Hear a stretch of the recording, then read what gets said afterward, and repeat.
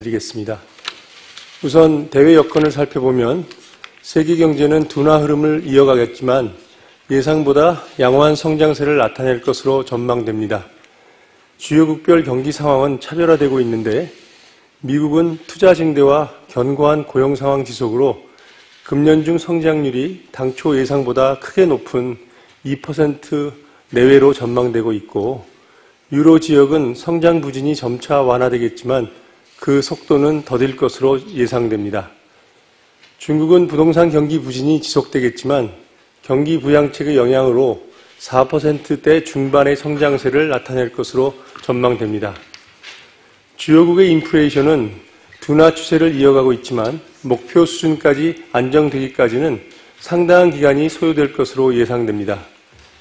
미국은 소비자 물가 상승률이 1월 중 3.1%로 시장 예상보다 더딘 둔화 흐름을 나타내었고, 근원 물가 상승률도 전원과 같은 3.9%에 머물렀습니다. 앞으로도 주요국의 인플레이션 둔화 속도는 완만할 것으로 보이며 2% 수준으로 낮아지는 시기도 2025년 이후로 전망되고 있습니다. 국제금융시장에서는 미 연준의 조기금리 인하에 대한 기대가 약화되면서 주요국 국채금리가 상승하고 미 달러화는 강세를 나타내었으며 주가는 기업 실적 개선 등으로 선진국을 중심으로 상승하였습니다. 다음으로 대내 여건을 살펴보면 국내 경기는 수출이 반도체와 자동차를 중심으로 증가세를 지속하면서 완만한 개선 흐름을 이어가고 있습니다. 다만 소비는 높아진 물가와 금리의 영향으로 회복세가 더딘 모습입니다. 국내 물가는 낮은 수요 압력의 영향으로 둔화 추세를 지속하였습니다. 1월 중 소비자 물가 상승률은 2.8%, 근원 물가 인플레이션율은 2.5%로 각각 낮아졌으며 단기 기대 인플레이션도 1, 2월 중 3.0%로 둔화되었습니다.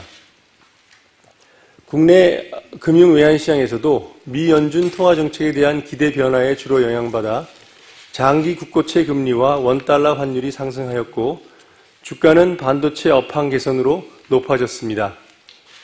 가계부채와 주택시장 상황을 보면 금융권 가계대출은 주택 관련 대출 증가세가 이어졌지만 기타 대출 감소세가 지속되면서 1월 중 증가 규모가 1조 원대에 그쳤습니다.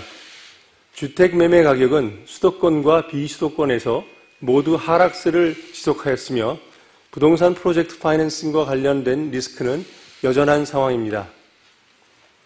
아울러 지난해 11월 경제 전망 이후의 대내외 여건 변화를 반영하여 앞으로의 성장과 물가 흐름을 다시 점검해 보았습니다. 먼저 금년 성장률은 지난 11월 전망치와 같은 2.1%로 전망됩니다. 이는 지난 11월 전망과 비교해 볼 때 금년 민간 소비 전망치가 1.9%에서 1.6%로 하향 조정되는 등 내수 부진이 전체 성장률을 11월 전망 때보다 0.1%포인트 낮추는 요인으로 작용하였으나 미국의 견조한 성장세와 반도체 경기 회복에 따른 수출 개선이 성장률을 0.1%포인트 높이는 방향으로 작용하면서 서로 상쇄된 결과입니다. 다만 향후 성장 경로에는 주요국 통화정책의 영향, IT 경기 개선 속도, 국내 부동산 프로젝트 파이낸싱 구조조정의 영향 등과 관련된 불확실성이 높은 상황입니다.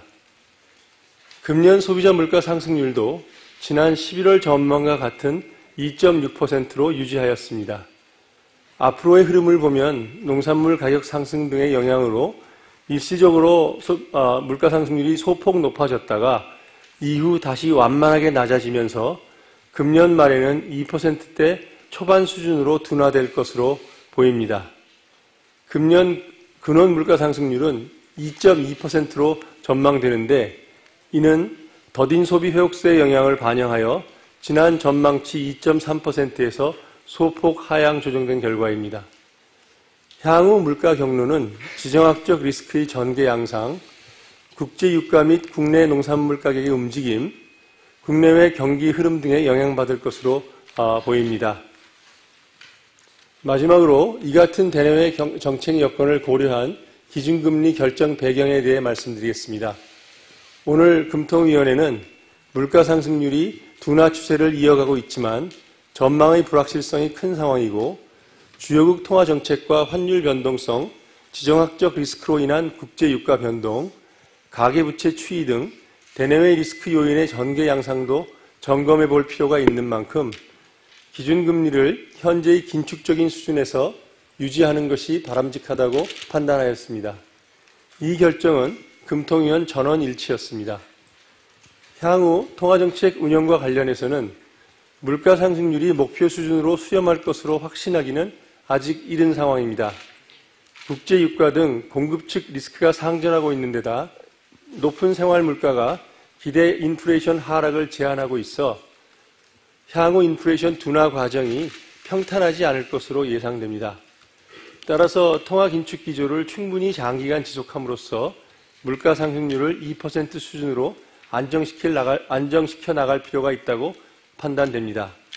이 과정에서 긴축 기조를 얼마나 지속할지는 앞서 말씀드린 불확실성 요인들을 면밀히 점검해 나가면서 결정해 나가도록 하겠습니다. 이상으로 모두 발언을 마치겠습니다.